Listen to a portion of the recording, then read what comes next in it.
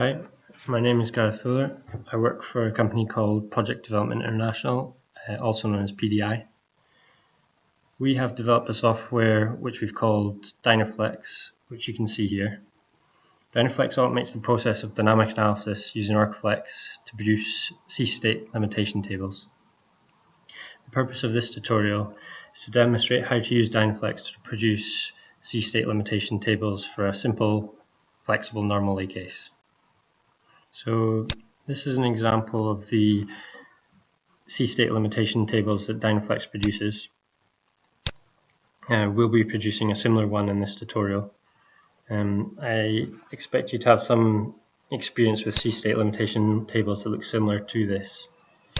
And DynaFlex also produces tables for each result extract specified in the program, which I will show you how to do later in the tutorial. We can make a start now, and in DynaFlex on the left here we have this concept called stacks. I'll explain stacks in more detail later, but for now within each stack there are 4 tabs to be filled out, and they should be filled out from left to right. So we start with the setup tab, and for this tutorial we're going to do an irregular wave analysis, and for that we need a base file and a motion file. The base file is just your static case to be analysed dynamically, and in this tutorial the base file is going to be a nominal normal lay case. So now I'll quickly show you the base file I've set up for this tutorial. It is made up just of default Orcaflex objects. All we have in the model is a default Orcaflex vessel and a 200 meter long flexible with the default line properties. The vessel is positioned at 0, 0 with a heading of 180. The only reason I have the heading at 180 is so that the 0 degree wave heading is head seas. So if I set that wave heading to 0 degrees, it's head on to the vessel. The flexible is 200 meters long, and it is connected to the port side of the vessel at these coordinates and anchored to the seabed at these coordinates. I've also split the 200 meter line up into 4 sections just to make the segmentation a bit more efficient. That's all there is to the base file. Just make sure it's solved statically and then save it as a .dat file. We can now upload the base file to DynaFlex here. And in DynaFlex we also have this concept called a motion file for a regular wave. I'll explain why we need a motion file in more detail later, but for now I'll show you what the motion file actually is. The motion file is essentially just the base file, but with everything else deleted apart from the vessel, and then a default 60 buoy connected to the vessel at a critical location. So for our example, the critical location is the hang-off point of the flexible. But for other cases, for example, maybe a deployment case, the critical location might be the crane tip location. The only other thing you should note is the vessel is in exactly the same location and heading as the base file as well, and it should be saved as a .dat file. So once we've saved that, we can also upload the motion file to DynaFlex. The rest of these inputs are just display information for the results spreadsheet, which I'll just fill out quickly. The remaining 2 inputs can usually just be left as the defaults. The only time you'll need to change the select primary vessel input is if there's more than one vessel in the model. And now we can move into the environment tab.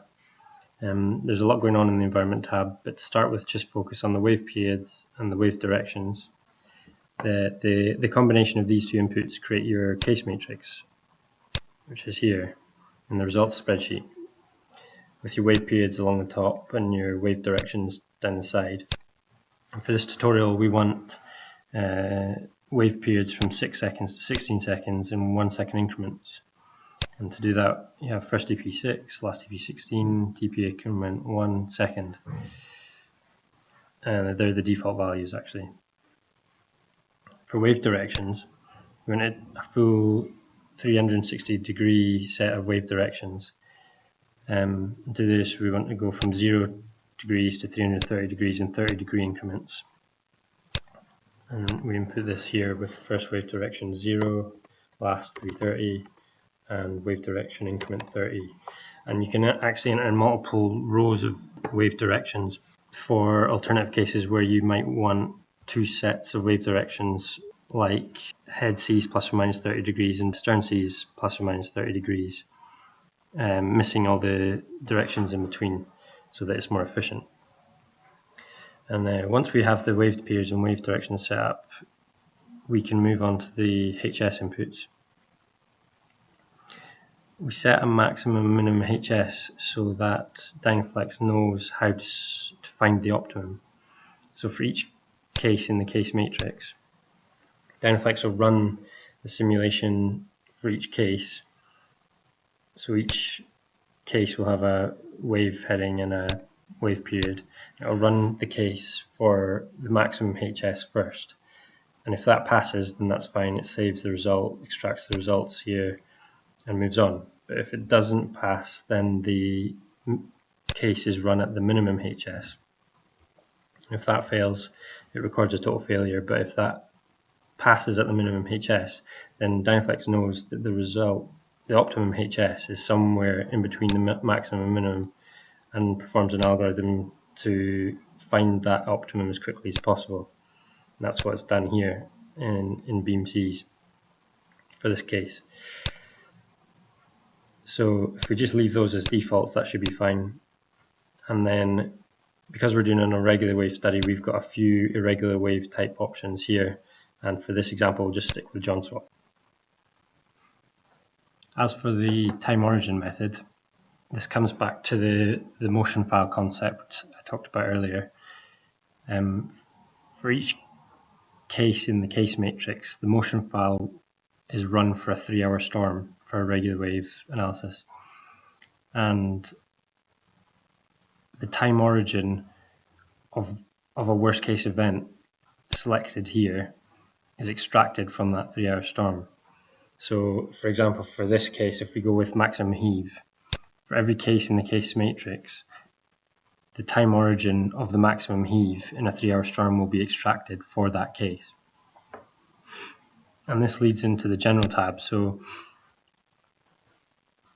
with the time origin of the maximum heave and the simulation duration you enter, the base file is run for half of the simulation duration, so 50 seconds before the maximum heave and then 50 seconds after the maximum heave, using the time origin extracted for the maximum heave in a 3-hour storm. So by doing this, we make the simulation of the base file more efficient. And this is all we have to do in the general tab, is just fill in the build-up stage duration is 10 seconds, and then simulation duration, we usually go for 100 seconds, so we'll stick with that for now. Now we can move on to the final tab, which is the extracts tab. And this is where we specify the limits and results we want to extract for the analysis. So below the C-state limitation table, there are tables input by DynaFlex for each result to be extracted, set in the extracts tab. And for this example, we're just going to extract the maximum flexible top tension, the minimum flexible tension, and the minimum flexible bend radius. And you'll notice that the first 5 columns are exactly the same as an Orcaflex post-processing spreadsheet from command to variable. That's because it's essentially the same thing. You're just extracting the result from the finished simulation files, but with one small difference in the extract tab table, which is a limiting value. And if you set a limiting value, it becomes a limiting result, and that will lower the sea state limitation tables if the limits are exceeded. And you can see in the result tables here that some of them are limited. So I've limited the maximum flexible tension to 12 tons. I've not limited the minimum flexible tension, and I've limited the MBR to 2.5. So I'll just quickly input those extracts into this table. And as you can see, I've entered two limiting values, so 117.72, which is 12 tons and 2.5 meters. And the units will automatically set themselves based on how Orcaflex accepts or records the values for these variables. So for effective tension, it expects kilonewtons, which is what I've input there. And once we've set our limits and non-limits, we can then start the analysis. But just before we start, I just want to demonstrate the concept of stacks in DynaFlex, where each stack is a set of analysis, and DynaFlex processes them one after the other. And usually each stack will have its own base file, but for this example, I just want to run this exactly the same analysis, but for regular wave instead of irregular wave. And you can do this just by duplicating the stack. So if I press duplicate, that's duplicated all the inputs for each of the 4 tabs into stack 2. So if I was to run it, it would be exactly the same, but we want a regular wave analysis this time. So to do that, we just change a few things, change analysis type to regular wave. Now it will ignore the motion file because that's no longer relevant. I'll just change the title so that we know in the results that this is a different set of analysis. And in environment, you're going to want to change the wave type to one of the regular wave types that it shows. We'll just stick with Dean stream. And in the general tab, the build-up stage duration and the simulation duration change from units of seconds to being multiplication factors.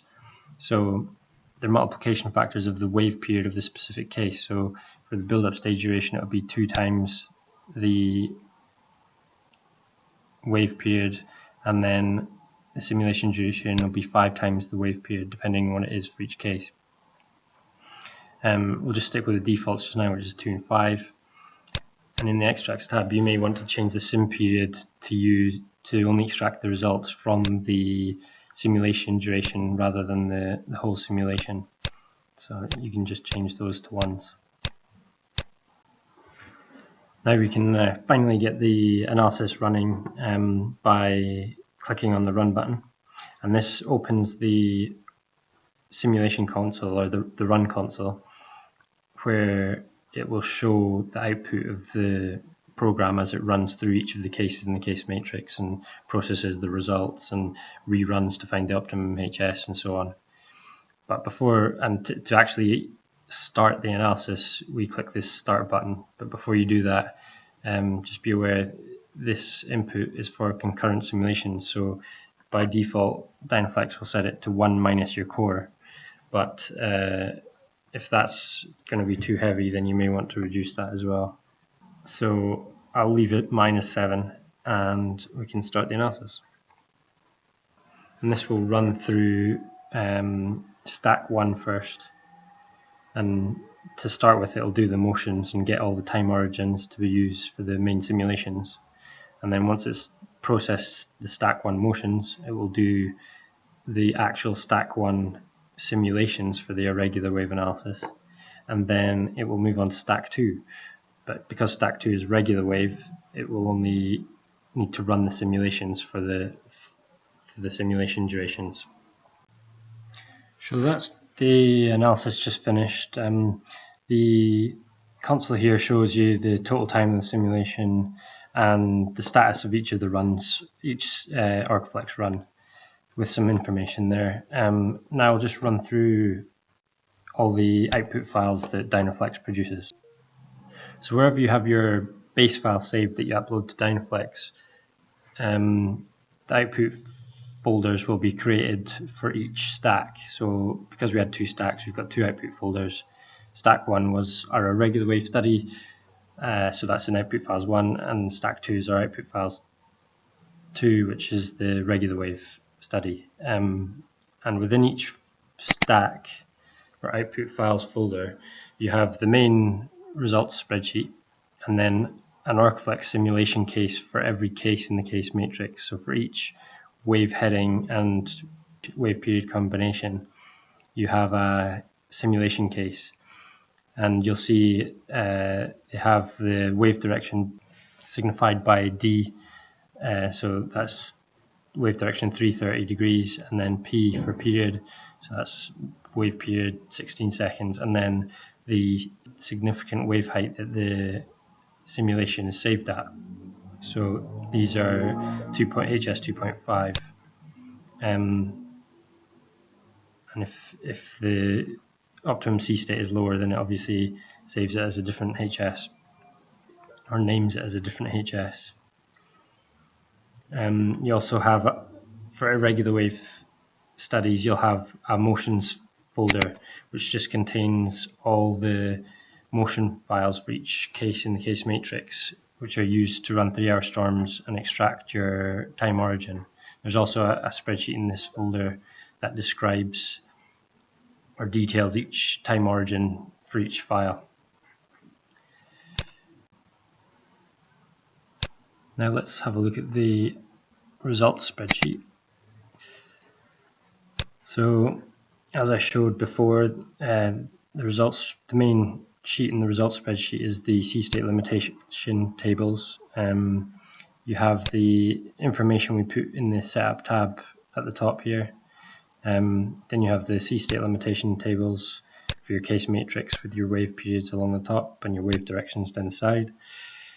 And then below the C state limitation table, you have a table for each of the extracts you specified in the extracts tab. So for each extract you had here, there is a table below the C state limitation table for that extract. If you had a limit, then the limit goes in the top left corner. And if you didn't have a limit, then it's labeled as N8. And you can see there each of the 3 limits we set. And because some of those limits are slightly limiting, some of the C states have been reduced below 2.5, as you can see, mostly in beam Cs, as you would expect.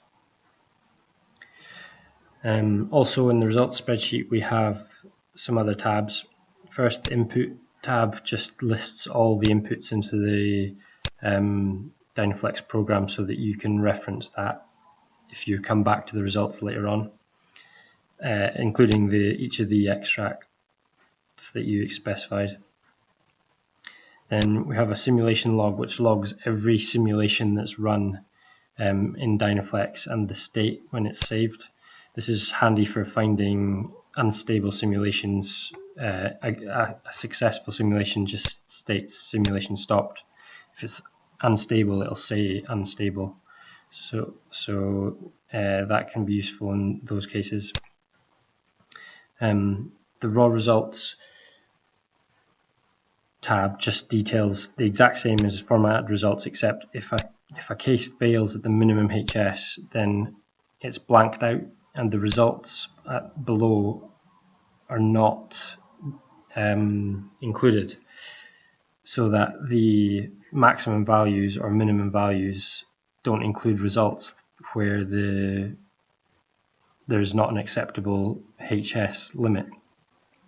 The raw results just input the results anyway, so that you can see the failed cases results, which is handy for spotting maybe extreme cases or some cases where maybe natural frequencies have been hit, etc.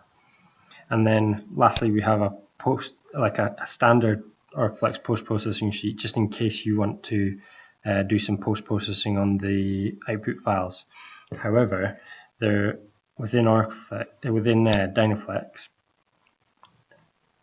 we produce a post-processing file for each stack, and in the DynaFlex interface we have a post-processing mode, and if you select that, you get this interface and you upload that file for each stack. So within each stack we've got a post-processing file, if we upload that and go to the extract tab, we have the exact same extracts as before, and we can add or take away extracts, we can change limits, and then we can run the simulation again, and it will run through all the simulation files that have already been created and check to see if the HS limit is still acceptable, and if it's not, it'll rerun the case, find the new results, etc., and create a new result spreadsheet within a post-processing folder.